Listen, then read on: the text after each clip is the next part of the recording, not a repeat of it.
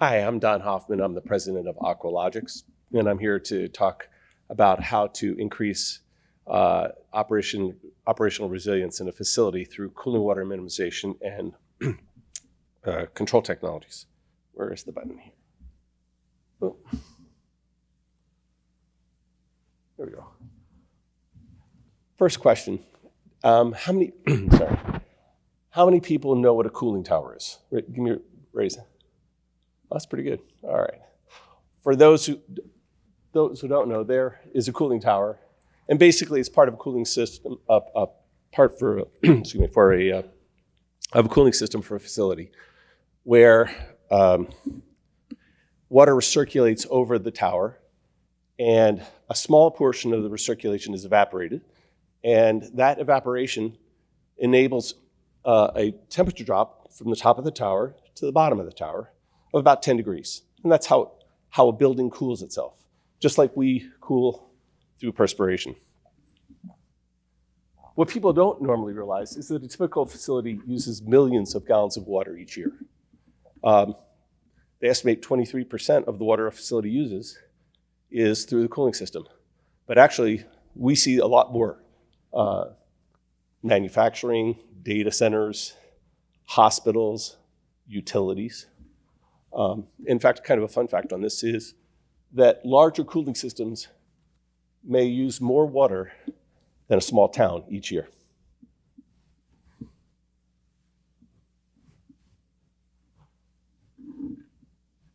So the water treatment plants have exceeded their life expectancy in the United States. And the distribution piping is almost at end of life. So it's estimated that by the American Society of Civil Engineers, that $1 trillion will be required for infrastructure upgrades by 2030, and others estimate 1.7 trillion by 2050. So water conservation is important to help reduce the stress on these facilities. See? Now, operational resiliency is the ability to withstand and adapt to disruptions, to maintain continuous operations, to reduce the risk of system failure, and to minimize the cost of operation. Now, in terms of cooling water, that means ensuring stable water chemistry and makeup water availability to the system, reducing system fouling and corrosion, improving the equipment life, and reducing water usage.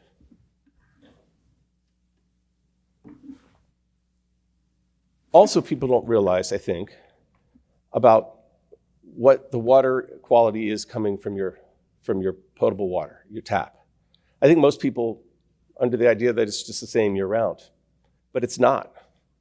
In fact, I've given you 3 examples, but there are many all over the country. Take San Jose. San Jose, California has a 7 times difference in their water quality. Sometimes they're getting this beautiful ice melt runoff from the Sierra Nevadas, and other times they're having to mix in other water sources or even turn on wells, which don't have the same water quality. So what you have over the course of a year is you've got a 7-fold difference. Go to Corpus Christi, Texas. Well, they draw water from Lake Texarkana, the reservoir. Pretty good quality. But as they use up their allotment, they have to turn on wells, which are not as good quality. So they have a 3-time variance in their water quality. And then when you go to Washington, D.C., Washington has just one water source, the Potomac River, but that changes over the course of a year, mostly based on rainfall and some other factors. So what you have here is water quality throughout a year that's changing. But the operational response for most people who maintain cooling systems is a single set point. They have the same control response all year long. And as you can see now, all the various changes. So Aqualogix has a controller which has addressed this issue. And it's able to accept up to 5 inputs, 5 water sources, and it's able to predictively model the cooling water so that it can dynamically adjust the control response. Happens to be called the cycles concentration, but won't go into the details. It also can identify suspect water losses and can accept weather data, which improves the ability for mass balance, and that gives us a greater predictive ability. Of course, it provides onboard and remote trending and Modbus, BACnet, SkySpark.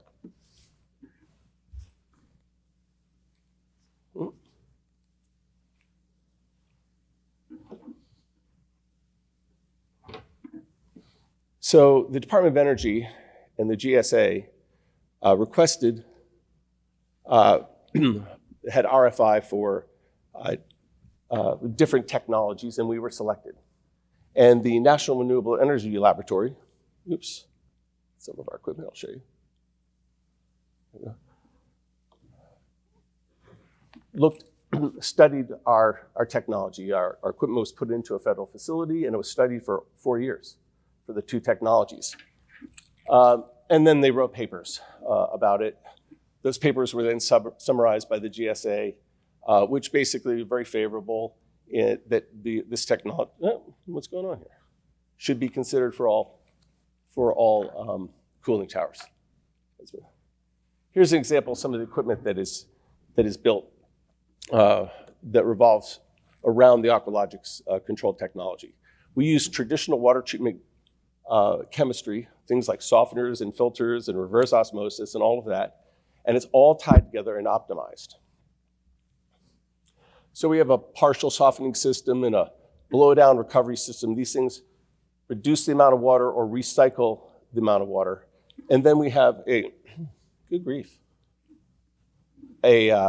combination system, which is enabled to reduce the discharge to the sewer of a cooling system by 90%.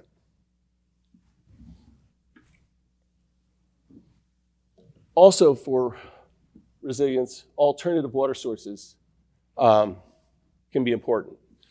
Things like well water or groundwater or rainwater or even reuse water for the cooling system.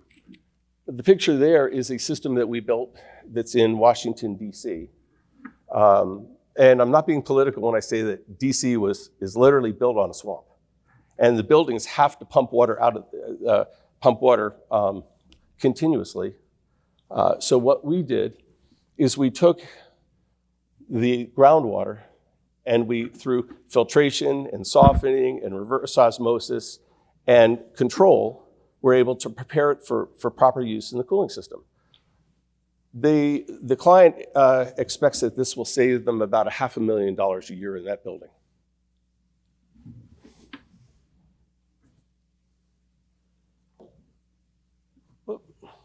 This thing jumped over an important slide. I wanted to jump back to it. Sorry, quickly. All right, here.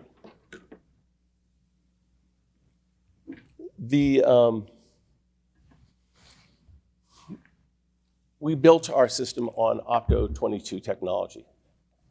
And that's because it enables us to, and supports the thousands and tens of thousands of lines of code that we use for the optimization. In fact, our systems often have hundreds of variables for the calculations. So the Groove Epic controller is able to support that, as well as has robust data logging capability, which becomes important later for analysis. The other thing is that because we often enter into long-term contracts with the government, up to 20 years, we have to comply with the Buy American Act, and we also have to have the confidence of long-term support over that period, which is why we selected what we did. Important slide.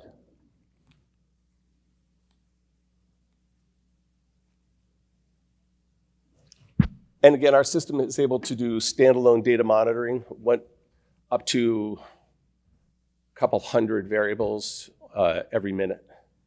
And we have trended this for years in some of our systems. It is able to provide real-time alarm and reporting, as well as measurement and verification. In other words, what do we expect it's doing, and what is it actually doing? And where available, it provides secure data sharing as well. So I think that's basically what I wanted to go over. And then any other questions during the Q&A period. Thank you.